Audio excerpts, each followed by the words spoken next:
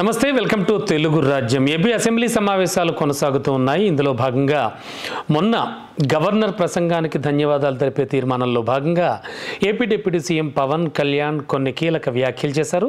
దానికి సంబంధించి ప్రస్తుతానికి నెటిజన్లు తమకు తోచిన విధంగా స్పందిస్తూ ఉన్నారు. అందులో కీలకమైన వ్యాఖ్య ఏమిటంటే 15 ఏళ్ల పాటు మేము కలిసే ఉంటాం, ఎట్టి పరిస్థితుల్లో కూడా మళ్ళీ జగన్ని రానివ్వమంటూ కూడా పవన్ కళ్యాణ్ అసెంబ్లీలో ఈ కీలక వ్యాఖ్యలు చేశారు. కలిసి ఉంటే శాశ్వతంగా అధికారాన్ని నిలుపుకోవచ్చని కూడా పవన్ భావిస్తూ ఉండొచ్చు. అంటే ఆయన మనసులో ఆ విషయం ఉండొచ్చు. ఏపీ ప్రజలైతే మాత్రం ప్రభుత్వాలను ఎన్నుకునేటువంటి విషయంలో, ఎన్నుకునే సమయంలో వాళ్ళు చాలా స్పష్టమైన తీర్పులు ఇస్తారని, ఎక్కడ ఏ విధమైనటువంటి కన్ఫ్యూజన్ కూడా వాళ్ళు ఏమాత్రం గురికారని ఆల్రెడీ పొలిటికల్ హిస్టరీ చెప్తోంది ఏపీకి సంబంధించి. మరి ఏపీలో ఓటింగ్ అనేది పార్టీలు పొత్తుల కోణంలో ఆలోచించకుండా ప్రజలు చాలా విజ్ఞతతో ఆలోచించి అసలు ఈ ప్రభుత్వం అంటే ఇప్పుడున్న ప్రభుత్వం ఉండాలా వద్దా అనేటువంటి కోణంలోనే వాళ్ళ ఆలోచన సాగుతుంది. ఆ విధంగానే ఓటింగ్ వెళుతూ ఉంటుంది.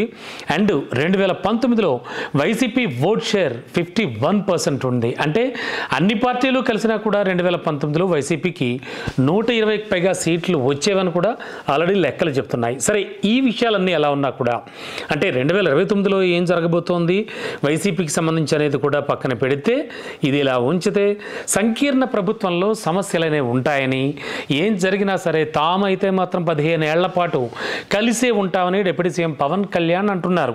మరి గవర్నర్ ప్రసంగానికి ధన్యవాదాలు చెప్పేటువంటి ఆ తీర్మాన చర్చలో భాగంగా పవన్ కళ్యాణ్ ఈ విషయాలు మాట్లాడారు. అంతేకాదు చాలా కీలకమైన వ్యాఖ్యలే చేశారు. కింద పడుతూ ఉంటాం, ఒక్కోసారి మీద పడుతూ ఉంటాం, నన్ను మాట అన్నా కూడా అది మా కుటుంబ విషయంలోకి వస్తుంది. అంటే మా స్వవిషయాలు అవన్నీ కూడా ఏం జరిగినా కూడా మేమైతే మాత్రం పక్కాగా 15 సంవత్సరాలు కలిసే ఉంటాం. వైసీపీని సభలో మాత్రం అడుగు పెట్టనివ్వబోమని ఆయన చెప్పుకొచ్చారు. అధికారంలోకి అయితే రానివ్వమని ఘంటాపదంగా చెప్పుకొచ్చారు ఆయన. సంకీర్ణ ప్రభుత్వం అంటే చాలా సవాళ్లతో కూడుకున్నది అని కూడా చెప్పుకొచ్చారు ఆయన. అంటే సంకీర్ణ ప్రభుత్వం అంటే కూటమి ప్రభుత్వానికి సంబంధించి మాట్లాడుతూ చెప్పారు ఆయన. రాష్ట్ర ప్రజల కోసం నిలబడున్నాం, ఎన్ని ఇబ్బందులు ఎదురైనా, ఎన్ని ఇబ్బందులు వచ్చినా కూడా 15 ఏళ్ల పాటు ఎన్డీఏ కూటమి అయితే మాత్రం అధికారంలో ఉంటుంది. మరి ఏమిటో ఆయన ధీమా, మేం కలిసి లేకుంటే ఖచ్చితంగా ప్రజలకి ద్రోహం చేసిన వాళ్ళమే అవుతాం అని మరో కీలక వ్యాఖ్య కూడా చేశారు. మమ్మల్ని అగౌరవపరిచేలా మాట్లాడినా మేము మాత్రం ఖచ్చితంగా కలిసే ఉంటాం అంటున్నారు ఆయన.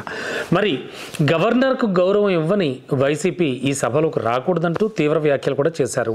ఓకే, రాజకీయాల్లో శాశ్వత మిత్రులు కానీ శాశ్వతంగా శత్రువులు కానీ అంటూ ఉండరు, అది ప్రజలందరికీ తెలుసు. దట్టు సోషల్ మీడియా అత్యంత వేగంగా ఉన్న ఈ కాలంలో కూడా చాలామందికి అవేర్నెస్ చాలా బాగా వచ్చింది. మరీ ముఖ్యంగా పొలిటికల్గా అంటే ఎప్పటికప్పుడు ఈ ఈక్వేషన్స్ అన్ని మారిపోతూ ఉంటాయి. మరీ ముఖ్యంగా నిన్న మొన్నటి వరకు ఓ పార్టీలో ఆ కండువా వేసుకుని ఉన్న ఆ పార్టీ నాయకుడు, ఆ పార్టీ నేతే నెక్స్ట్ డే మరో పార్టీలోకి వెళ్ళిపోతూ ఉంటాడు, మరో పార్టీ కండువా కప్పుకుంటాడు చాలా ఈజీగా. ఏమన్నా అంటే తన కేడర్, తన పార్టీ, తన కార్యకర్తలు కోరుకున్నారు, తన నియోజకవర్గ అభివృద్ధి అంటాడు. సరే, ఇవన్నీ ఎలా ఉన్నా కూడా ఈ పాలిటిక్స్ని బాగా దగ్గరగా గమనించే వాళ్ళు ఎవరన్నా సరే ఇలాంటి విషయాలు చాలా ఈజీగానే చెప్పేస్తారు. మరి ఈ ఎన్నికల నాటి పొత్తులు వచ్చే ఎన్నికల నాటికి అసలు ఉంటాయో ఉండవో కూడా కొంచెం కూడా షూరిటీ ఉండదు. అంటే ఈ ఒరవడిలో చూస్తే స్పెషల్గా తెలుగుదేశం పార్టీ పొత్తుల ఎత్తుల్ని మనం ఒక్కసారి గమనిస్తే కనుక ప్రతి 5 ఏళ్లకు ఒకసారి అది కూటముల్ని మిత్రుల్ని మార్చేస్తూ వచ్చింది.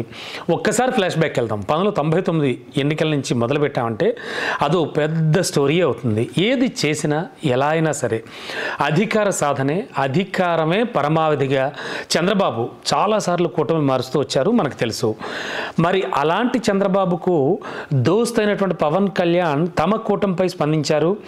రాబోయే 15 సంవత్సరాల పాటు ఖచ్చితంగా ఎన్డీఏ కూటమి అధికారంలో ఉంటుందంటూ చెప్పుకురావడం చాలా విడ్డూరంగా ఉంది.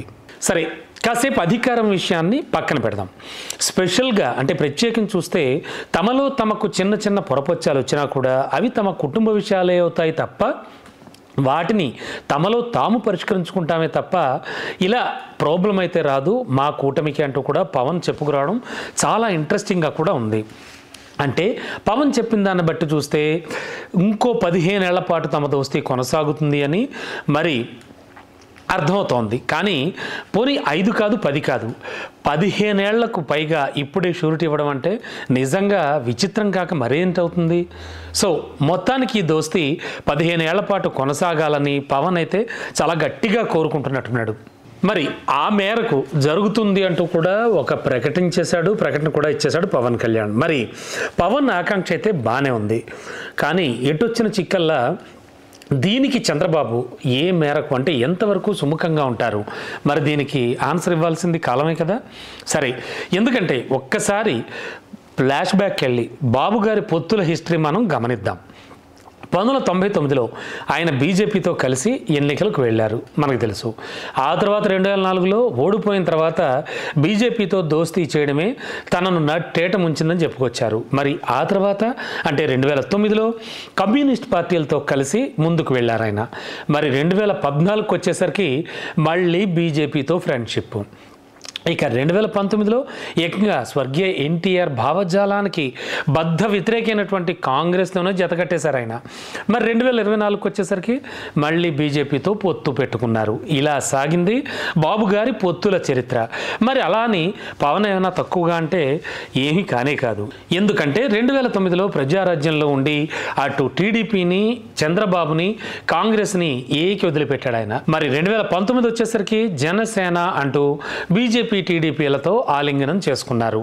ఇప్పుడు మళ్ళీ 2000 అఫ్కోర్స్ అప్పట్లో అంటే మళ్ళీ 2019లో ఎర్ర జెండాలతో బీఎస్పీతో కలిసి వెళ్ళి జై జై చేగువేరా అని కూడా అన్నారు ఆయన.